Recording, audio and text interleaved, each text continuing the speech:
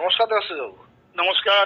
আচ্ছা, আজকে তো আপনাদের ডিএ মামলা ছিল, বহু প্রতীক্ষিত ডিএ মামলা। তা কি হলো যদি বলেন কর্মচারীদের উদ্দেশ্যে। প্রথম কথা, আজকে মামলাটা মিসসেলেনিয়াস ডেতে পড়েছিল বলে সকলেরই খুব আশা ছিল যে আজকে মামলাটা শুনানি হয়ে নিষ্পত্তি হতে পারে। আচ্ছা। কিন্তু মামলার নাম্বারটা সিরিয়ালে ছিল 45। আচ্ছা। স্বভাবতই 3:30-এর পর মামলাটা উঠলো। আচ্ছা। তখন আমাদের তরফ থেকে মানে মামলাকারীদের তরফ থেকে বক্তব্য কিছু রাখা হয়েছিল। আচ্ছা। বক্তব্য রাখার পর উনি বললেন যে আপনারা ভুল দিনে এসছেন, you are on the wrong date. তো এটা অনেকগুলো অর্ডার এখানে পাস হয়ে গেছে ট্রাইব্যুনালে, হাইকোর্টে। সেগুলো আমাদের দেখতে হবে, দেখে করতে হবে। অতএব আজকে বললেই এটা নিষ্পত্তি করা সম্ভব নয় বলে মার্চ মাসে দিন করার জন্য নির্দেশ দিয়ে দিল। আজকে রাত্রের মধ্যে জেনে যেতে পারবো মার্চের কত তারিখে। তাহলে পিছিয়ে গেল বলতে শুধু নয়, এর মধ্যে আরেকটু ব্যাপার আছে। এটা হলো যে ডিভিশন বেঞ্চে মামলাটি হয়েছিল সুপ্রিম কোর্টে, সেই ডিভিশন বেঞ্চটা ঋষিকেশ রায়ের নেতৃত্বে গঠিত হয়েছে। আচ্ছা। এখন ঋষিকেশ রায়ের এই মাসেই রিটায়ারমেন্ট।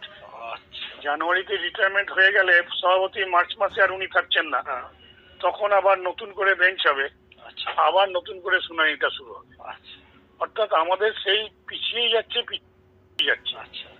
সভাপতি একটা এই খবর আমাদের মধ্যে নিশ্চয়ই কোনো আনন্দের সঞ্চার সৃষ্টি করে না, বরঞ্চ হতাশাই আনে।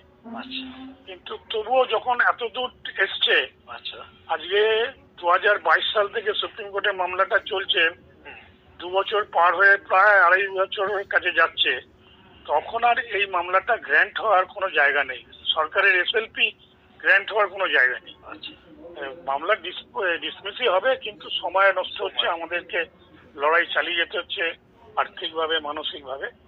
রাজ্য সরকারি কর্মচারী, শিক্ষক, পেনশনারদের বলবো, এত বছর 2016 সাল থেকে মামলাটা যখন আপনারা আমাদের সঙ্গে সহযোগিতা করে আসছেন এই ট্রাইব্যুনাল থেকে, আর বেশি দিন এইভাবে তারিখ দিয়ে পারবে না, এর নিষ্পত্তি ঘটবেই। ডেটটা কি এবং আমরা জিতবো।